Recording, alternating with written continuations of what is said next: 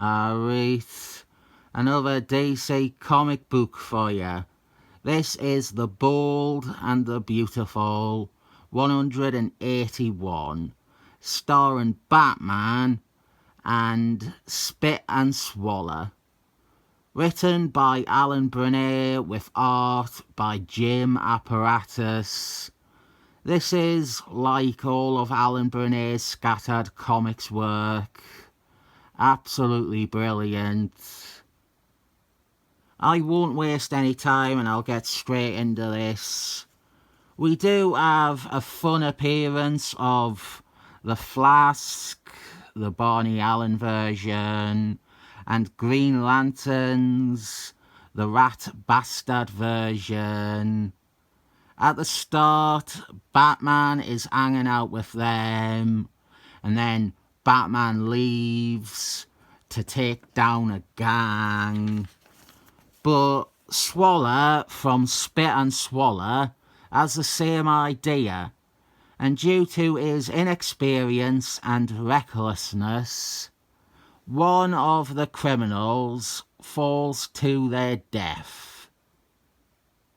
This is a very interesting story because it would appear to be the final Spit and Swallow story ever.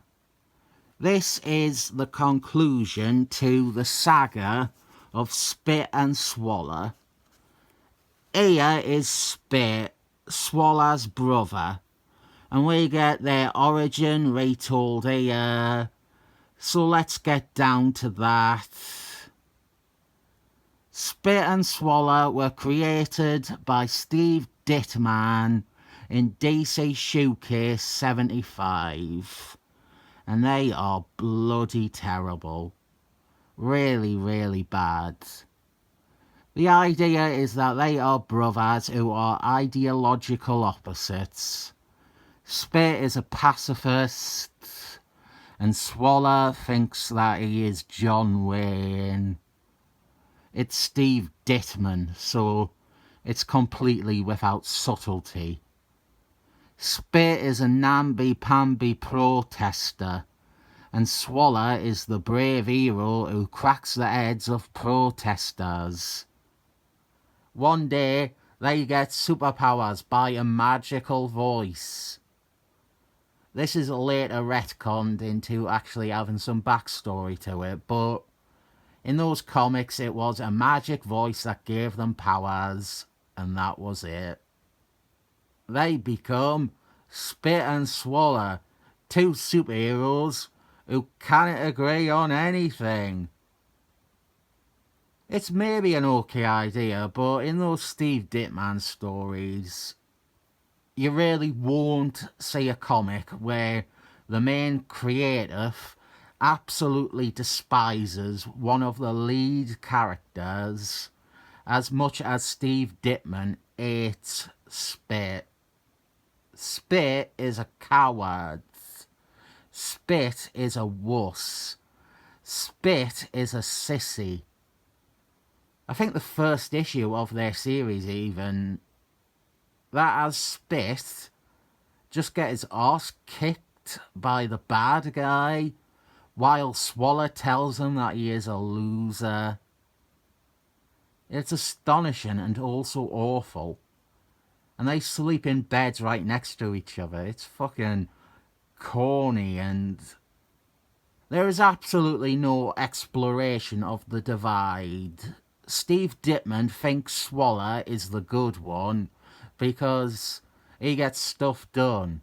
And Spit is a foppish flake because he wants peace like a smelly hippie does. The series was canned pretty quick. Steve Ditman left after like 2 issues, I think, anyway, because he hated having to keep writing Spit. The duo made some guest appearances in Tiny Titans. They became part of their extended cast. They temporarily joined the Tiny Titans and appeared in a few issues of that series.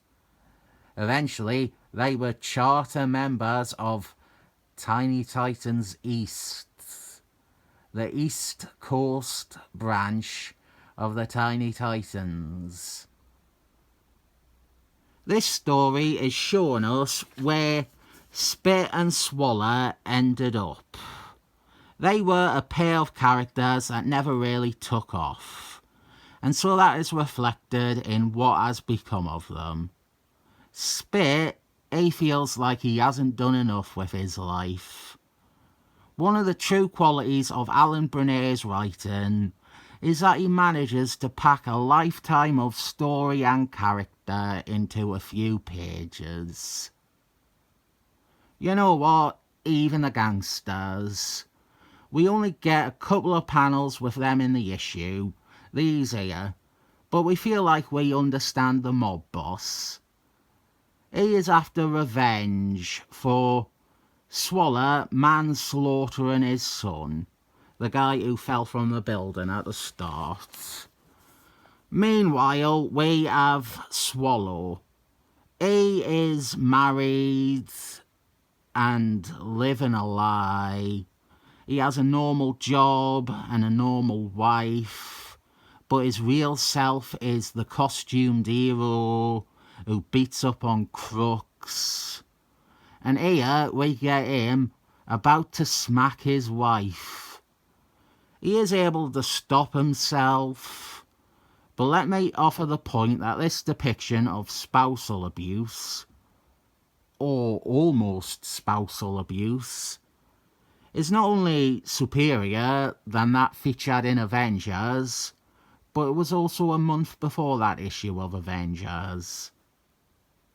Our idea is that both Spit and Swallow, their ideological differences split them apart, and both of them never grew beyond or past those attitudes. They were always held back by that.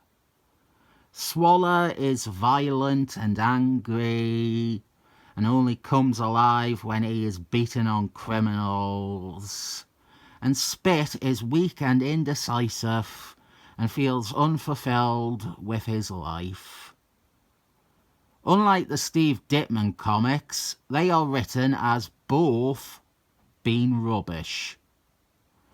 Batman and Spit save Swallow's wife from some gangsters. There is an understated parallel where Spit is able to save someone who falls. I don't know if that is even meant to be a direct parallel to the start. This ain't much of a Batman story though. It is a wonderful depiction of two characters having a midlife crisis. And the startling and worrying thing is that they are meant to be 27. They are having their midlife crisis at the elderly age of 27. I, of course, cannot discuss the idea of a midlife crisis without talking about my nemesis. You see, when you milk a cow, you don't want to drain it of all milk, because then, when you go back the next day, you're going to have a hard time getting some milk from it. That is why I have withheld, until now, my nemesis in the 2000s, at the age of over 40, he tried to have a music career with a hysterically out-of-touch 90s drug culture anthem.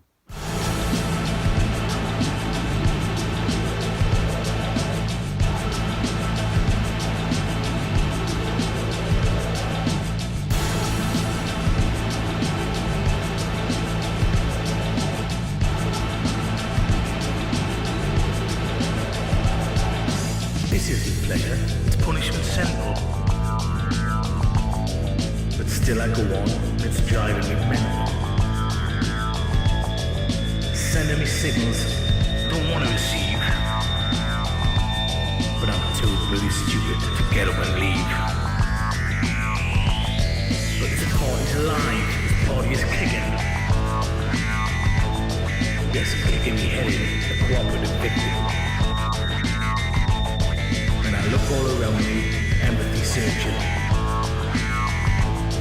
As they force out their grins, instead of showing their hurt.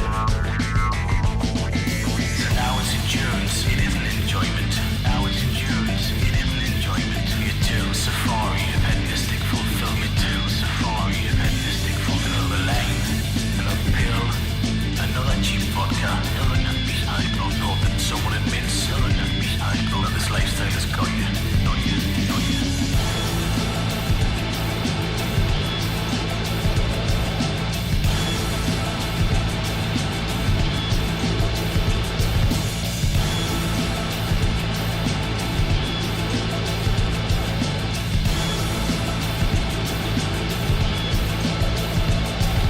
It is my favourite thing that he has ever done. This very uncool man trying to be cool and play to the youth. But his idea of what the youth are up to is off by over a decade. He thinks that the 90s drug-fueled rave culture is still a big thing. Even if it was, why would they look to a 40-year-old man to lead them with sick beats and deep, insightful lyrics? One of the unusual things about this story is its use of real time. Spit and Swallow's origin is said to be in the 60s. And this story acknowledges it is now the 80s. At first, I was going to scoff and say that that means they were like 7 when they got their powers. But it's been very sneaky. This is 1981. I think they established that Spit was 27 because that is the oldest he can be, for him to also have been 16 in the very last years of the 60s. That this aged Spit and Swallow in real time, that would appear to be why DC decided afterwards that this was an imaginary story. Ever wonder why I don't like DC as much as Marvel? That's why.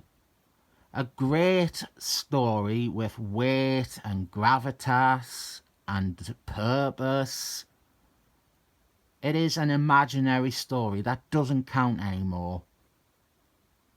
Anyway, the voice decides that Spit and Swallow have been losers and they have not accomplished enough with their powers, so it takes them away, leaving Batman to stop the mob from killing Swallow. And then, right at the end, the two brothers reunite, and they look remarkably similar to the Flask, the Barney Allen version, and Green Lanterns, the Rat Bastard version. Unintentional. Spit and Swallow realise that they have to deal with themselves and their weaknesses. They need to grow up and mature and get over their flaws that have defined them since they were teenagers and which have held them back from being the best that they could be. And maybe if they grow up enough, maybe then they will be Spit and Swallow again. Maybe the voice will return their powers to them. This was definitely meant to put the characters to bed. It is a nice, thoughtful ending that acknowledges that they were never that great to begin with, but it leaves them with the opportunity to evolve and grow. It is a better ending than they deserve, and it was decided that it didn't matter anyway. What became of the characters only makes the argument that this is preferable. Spit and Swallow's fate after this wasn't any better than having them quietly retire. In Christmas on Infinite Earths, the crossover that I don't like, they are present with all the big crowds of superheroes, with maybe Swallow saying something about the pinko commie scum. God forbid he acknowledges his weaknesses and grow up like this story said he should.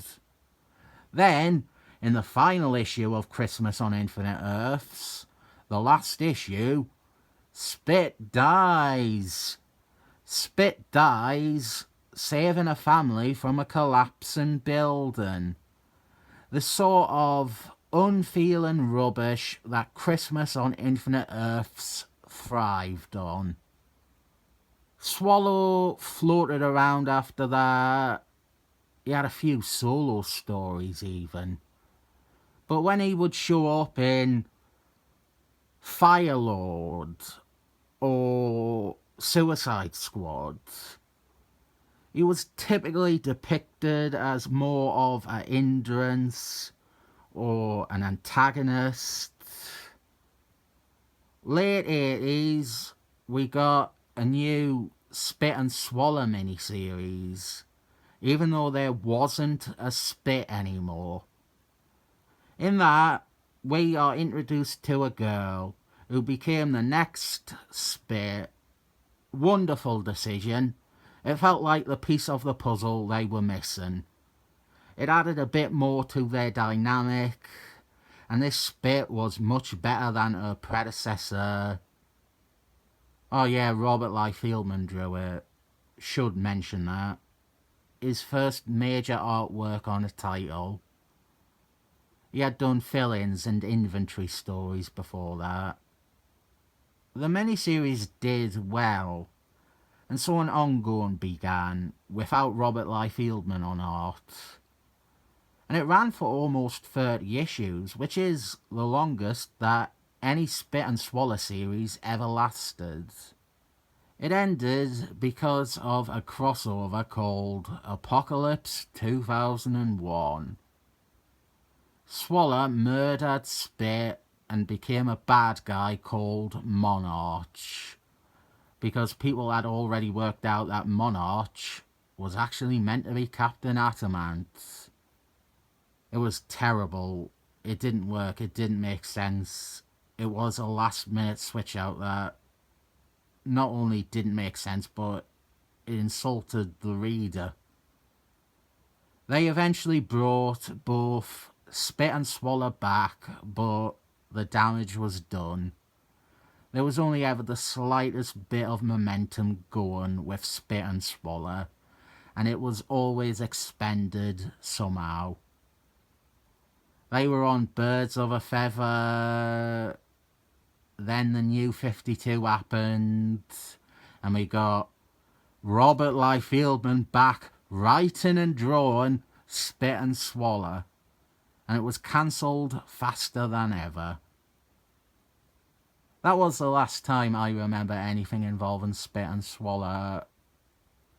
I think Batman resurrected Spit, the original Spit, in Metal Death, Metal Dark, Metal Death.